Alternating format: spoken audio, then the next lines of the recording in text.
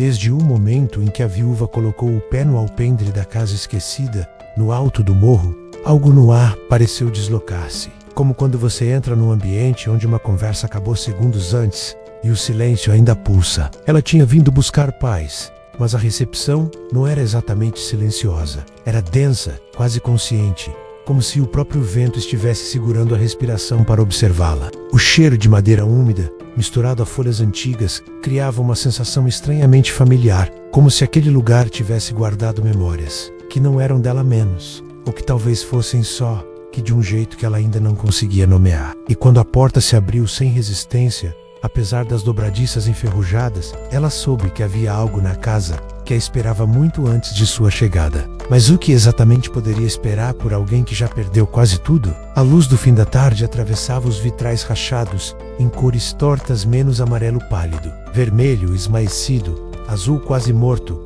projetando manchas no chão que mais pareciam sombras, tentando fugir do próprio formato. Cada passo que ela dava levantava poeira fina, dourada, como se o dia, mesmo frágil, insistisse em tocar nela. O curioso é que, mesmo com toda a quietude, havia um som sutil, quase indecifrável, escondido entre as pausas, um estalo que não era estalo, um sussurro que não era vento, um lamento tão suave que qualquer pessoa distraída teria ignorado. Mas ela não ignorou.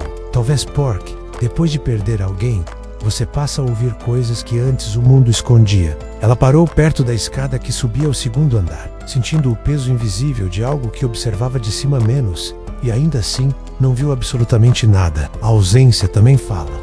Você já percebeu isso? Ela caminhou até a sala principal e encontrou marcas antigas no assoalho, como riscas feitas, arrastando móveis. Ou o pé. Só que a direção dessas marcas não fazia sentido.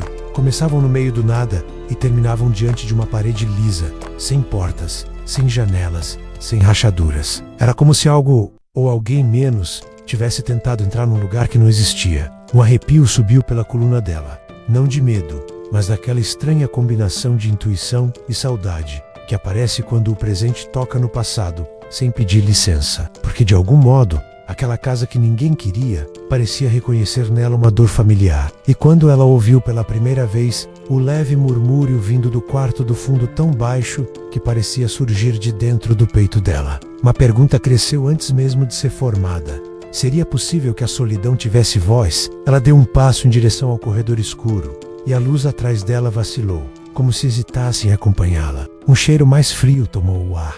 Umidade misturada a algo que lembrava flores secas, o tipo de perfume que você sente quando abre uma caixa antiga, cheia de lembranças que deveriam ter permanecido fechadas. O murmúrio se repetiu, um pouco mais claro, mas ainda indecifrável, quase humano. Quaze. Ela pousou a mão na parede, sentindo a vibração leve, como se o som estivesse dentro da estrutura da casa, viajando por ela como sangue, correndo por veias antigas. E naquele instante, teve a impressão, não, a certeza menos, de que não era a primeira vez que aquele som chamava por alguém. A pergunta que ficou suspensa no ar foi inevitável. Quem ouviu isso antes dela?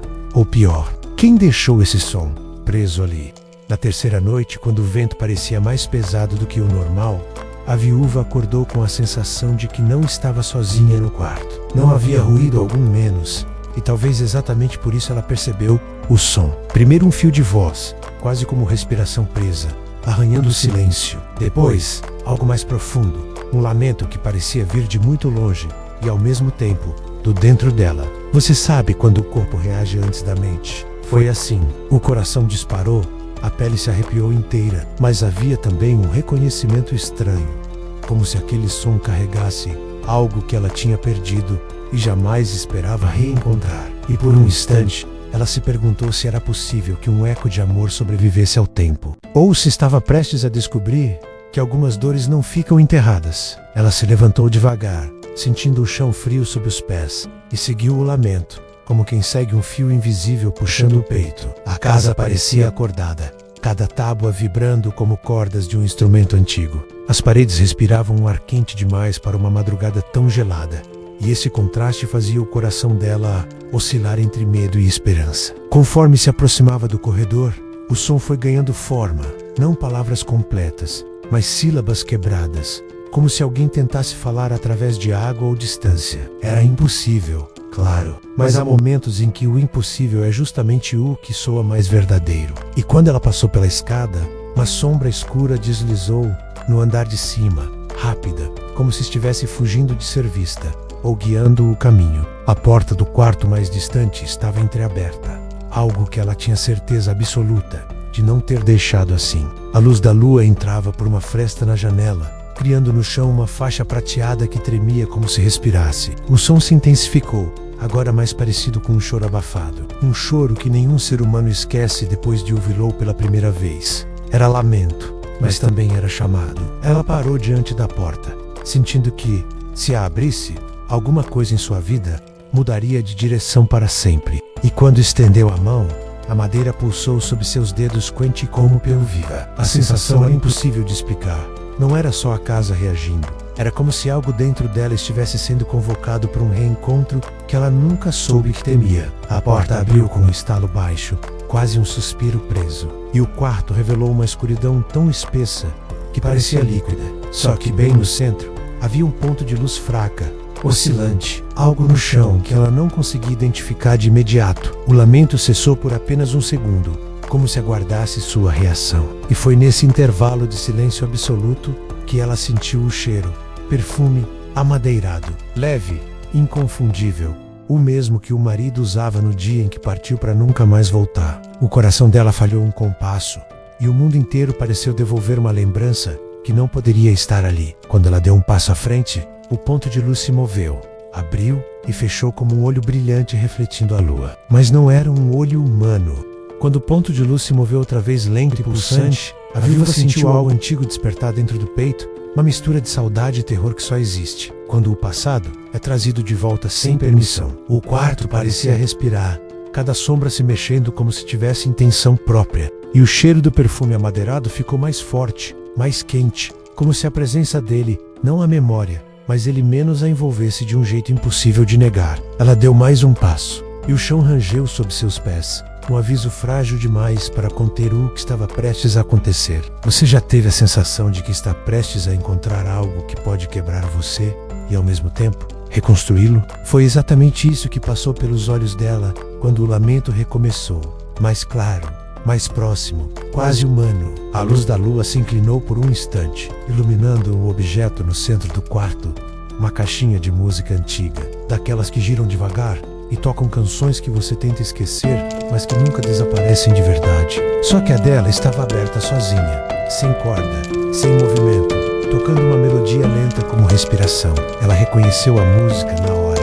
Era a mesma que o marido colocava para ela quando os dois tentavam adormecer, o medo das noites difíceis. Um nó se formou em sua garganta, pesado demais para ser apenas emoção.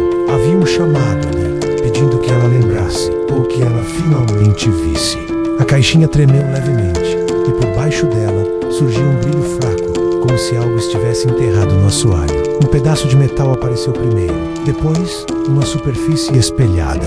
E então, ela entendeu o que era menos um pequeno medalhão, aberto, com a foto dos dois ainda intacta. Mesmo o marido nunca ter levado aquele objeto no dia da tragédia.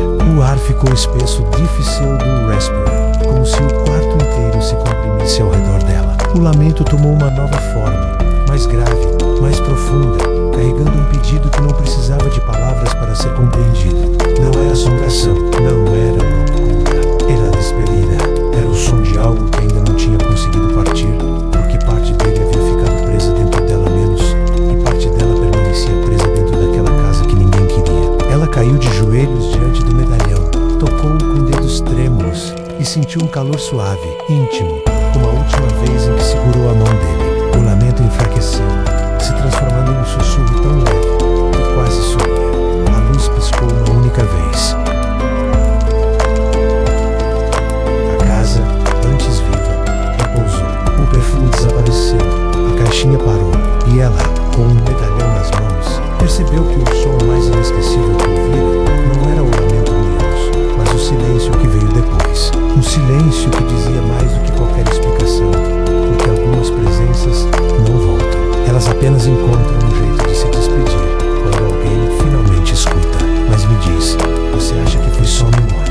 Ou algo realmente respondeu ao chamado dela naquela noite? E me diz, Se você estivesse no lugar dela, teria entrado naquele quarto escuro ou teria recuado? Comenta aqui embaixo. Quero saber sua coragem nessa história.